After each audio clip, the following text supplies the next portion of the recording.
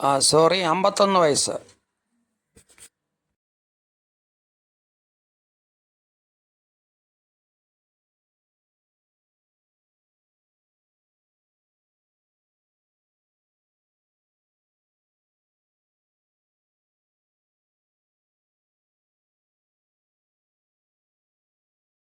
ഏവർക്കും Raju's views and മെസ്സേജിലും prayer ക്ലിനിക്കിൻ്റെയും പേരിൽ ഹാർദവമായ സ്വാഗതം.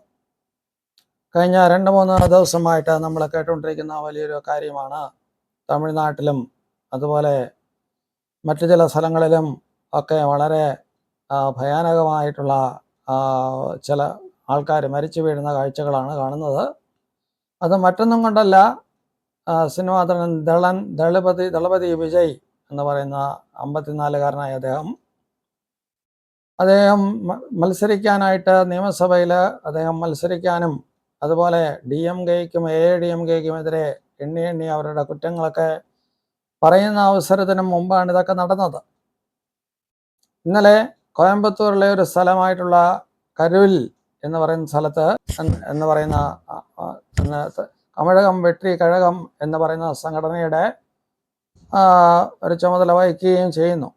വളരെ കാലമായിട്ട്, ഏതാണ്ട് ബാലനായിരുന്ന സമയത്ത് തന്നെ അദ്ദേഹം സിനിമയിൽ വരുവാനായിട്ട് ശ്രദ്ധിച്ചിരുന്നു. അത് മാത്രമല്ല, അദ്ദേഹത്തിന് ദൈവം കൊടുത്തൊരു ഉള്ളൂ. 74 അദ്ദേഹം ജനിക്കുന്നത്. അപ്പോൾ ഇങ്ങനെ ഒരു യുവജനങ്ങളുടെ ഒരു നേതാവ് മാത്രമല്ല, അദ്ദേഹത്തിന് ഒരുപാട് ഫാൻസ് കേരളത്തിലും അതുപോലെ തമിഴ്നാട്ടിലും അതുപോലെ മറ്റു പലയിടത്തുമുണ്ട്.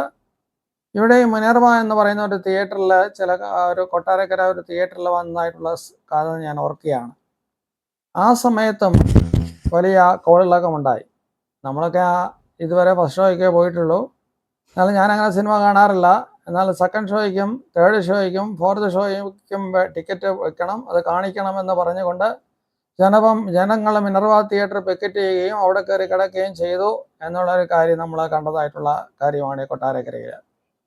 അപ്പോൾ അദ്ദേഹത്തിന് ഒരുപാട് ഫാൻസ് അവിടെയും ഇവിടെയുമായിട്ട് ഒരുപാട് ഫാൻസ് രൂപവൽക്കരിച്ചിട്ടുണ്ട്. ഇന്ന് അദ്ദേഹത്തിൻ്റെ ഈ ചവിട്ടും അദ്ദേഹം കൂടിയതായിട്ടുള്ള സമ്മേളനത്തിൽ അദ്ദേഹം ഒരു ബസ്സിൻ്റെ മണ്ടയിൽ കയറിയാണ് പ്രസംഗിച്ചത്. ആ സമയത്ത് വളരെ തള്ളും ഇതൊക്കെ ഉണ്ടായി. അങ്ങനെ ഉണ്ടായതായിട്ടുള്ള സമയത്ത് ഏതാണ്ട് അനേകം പേര് ചവിട്ടി ചത്തു.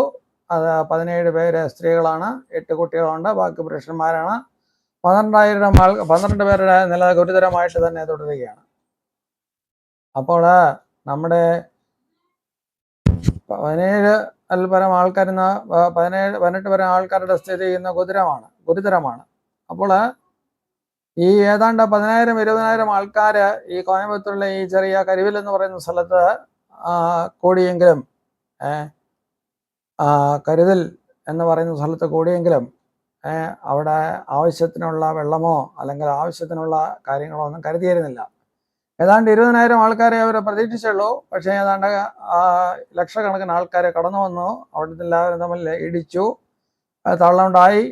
മാത്രമല്ല, അദ്ദേഹത്തിന് നമ്മൾ പ്രസംഗം കേൾക്കുമ്പോൾ അറിയാം, ഒരു 2 വാക്ക് പറഞ്ഞപ്പോഴത്തേക്ക് അങ്ങ് ഭയങ്കര ആരവും ബഹളവും ഒക്കെയാണ്. പഴയ MGRനെ ഓർമ്മവൽക്കരിക്കുന്നു. MGRൻ്റെ കാലത്ത് MGR മരിച്ച സമയത്ത് അദ്ദേഹത്തിന് വേണ്ടി ആൾക്കാർ ചൂങ്ങിച്ചെത്തിട്ടുണ്ട്. അതിനുവേണ്ടി ആൾക്കാർ സൂയിസൈഡ് ചെയ്തിട്ടുണ്ട്. അതുപോലെ അദ്ദേഹത്തിന് എവിടെയെങ്കിലും തോൽവിയോ അല്ലെങ്കിൽ ഏതെങ്കിലും വിധത്തിലെ ഒരു പരാജയമോ എവിടെയെങ്കിലും ഉണ്ടായാൽ അതനുസരിച്ച് ആൾക്കാർ ആത്മഹത്യ ചെയ്യുന്നതായിട്ട് നമ്മൾ കണ്ടിട്ടുണ്ട്. അത് MGR. പിന്നെ ജയലളിതയ്ക്ക് വേണ്ടിയും അങ്ങനെ ചെയ്തു. എന്നാൽ കേരളത്തിൽ അങ്ങനെ ഒരു സംഭവത്തിന് ഇടം കിട്ടിയില്ല എങ്കിലും ഇത്രയും അധികം ഈ ജനസമ്മതിയുള്ള ഈ നേതാവിനും ഇത്രയധികം ഒരു സൂപ്പർ സ്റ്റാറായിട്ടുള്ള ഈ ദളപതി വിജയ് എന്ന് പറയുന്ന അദ്ദേഹത്തിന് ഇത്ര വലിയൊരു നേതൃത്വ സ്ഥാനത്തിലേക്ക് കൊണ്ടുവരാനായിട്ട് ജനങ്ങൾ കഴിഞ്ഞു. എന്നാൽ ഇവിടെ സുരക്ഷയുടെ കാര്യത്തിൽ ഒരുപാട് വീഴ്ച വന്നതായിട്ട് ഞാൻ മനസ്സിലാക്കുന്നു. പോലീസ് പറഞ്ഞത് ആൾക്കാരിൽ കാട്ടി കൂടുതൽ വരുമ്പോൾ പോലീസുകാർ തന്നെ നേരത്തെ തന്നെ ആൾക്കാരെ നിയന്ത്രിക്കുകയും അവിടെ വെള്ളത്തിനായിട്ടുള്ള കരയുകയും അഥവാ ആരെയും കൂടുതൽ കടത്തിവിടാതെ പ്രസംഗം വേഗം അവസാനിപ്പിക്കുകയും ചെയ്യണമായിരുന്നു. എന്നാൽ വിഷമം അവസാനിച്ചു. എന്നാൽ ആ തിക്കിലും തിരക്കിലും പെട്ട് അനേകർ ശ്വാസം കിട്ടാതെ വെള്ളം കിട്ടാതെ മരിച്ചു. അപ്പോൾ ഇത്ര വലിയൊരു അസ്ഥിയില് ഉള്ള സ്നേഹം എന്ന് വെച്ചാൽ നമുക്കറിയാം, നമുക്ക് ചില ആൾക്കാരോടൊക്കെ ആ സ്ത്രീയിൽ കൊടുങ്ങുന്ന സ്നേഹം പിടിച്ചിട്ട് കഴിഞ്ഞാൽ പിന്നെ ആത്മഹത്യ മാത്രമേ പരിഹാരമുള്ളൂ. അല്ലെങ്കിൽ MGR ഭരിച്ചിരുന്ന കാലത്ത് എത്രയോ പേരാണ് ആത്മഹത്യ ചെയ്തത്. അതുപോലെ ഈ ദളപതിയെ കാണാനും, ദളപതി അദ്ദേഹം ഒരു പകുതി ക്രിസ്ത്യാനിയും പകുതി ഹിന്ദുവുമാണ്. അദ്ദേഹത്തെ കാണുവാനും അദ്ദേഹത്തിന്റെ പാർട്ടിക്ക് സപ്പോർട്ട് കൊടുക്കുവാനും അദ്ദേഹത്തെ ഒന്ന് കാണുവാനുമായിട്ട് എന്തുമാത്രം ആൾക്കാർ അവിടെ തടിച്ചുകൂടി എന്ന് ഓർക്കുമ്പോൾ വലിയ ഒരു അതിശയമാണ്.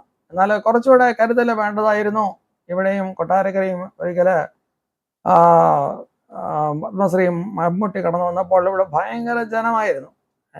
അപ്പോൾ നമ്മൾ സ്വയം നിയന്ത്രിക്കുകയും പോലീസ് അധികാരികളുടെ നേരത്തെ തന്നെ അതിൻ്റെ പെർമിഷനൊക്കെ നേരത്തെ വാങ്ങിക്കുകയും അവിടെ കൂടി വരുന്ന ജനത്തിന് നിയന്ത്രണം കൊടുക്കുകയും വെള്ളമൊക്കെ കുടിക്കാനും വഴി വരാനും പോകാനും ഒക്കെ ഉള്ള ഒരു ഇത് സൃഷ്ടിക്കേണ്ടതായിരുന്നു.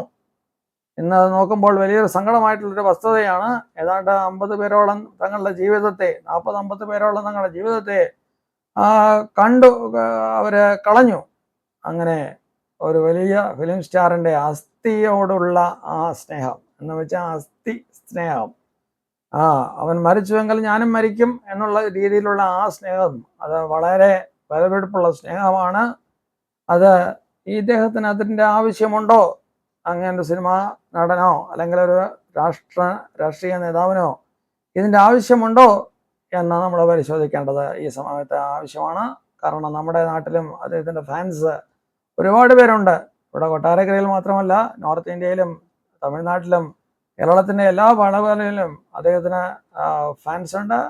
അദ്ദേഹം ഒരു ഇതിന് സിനിമയിൽ വാങ്ങിക്കുന്ന 200 കോടി രൂപ ആണെന്നാണ് പറയുന്നത്. അദ്ദേഹത്തിൻ്റെ പാർട്ടിയുടെ പേര് തമിളക വെട്രൂത്ത് കഴകം എന്നാണ്. അത് DMKയ്ക്കും AIDMKയ്ക്കും എതിരെയാണ് അപ്പോൾ മത്സരിക്കുന്നത്. അങ്ങനെ ഒരു സാഹചര്യത്തിൽ കൂടുതൽ കരുതൽ വേണ്ട. അവരോടും ഡോക്ടർ രാജു വ്യൂസ് ആൻഡ് മെസ്സേജസിൽ നിന്നും അതുപോലെ പ്രയർ ഗണിക്കിൽ നിന്നും അനുശോചനങ്ങൾ അറിയിക്കുന്നു.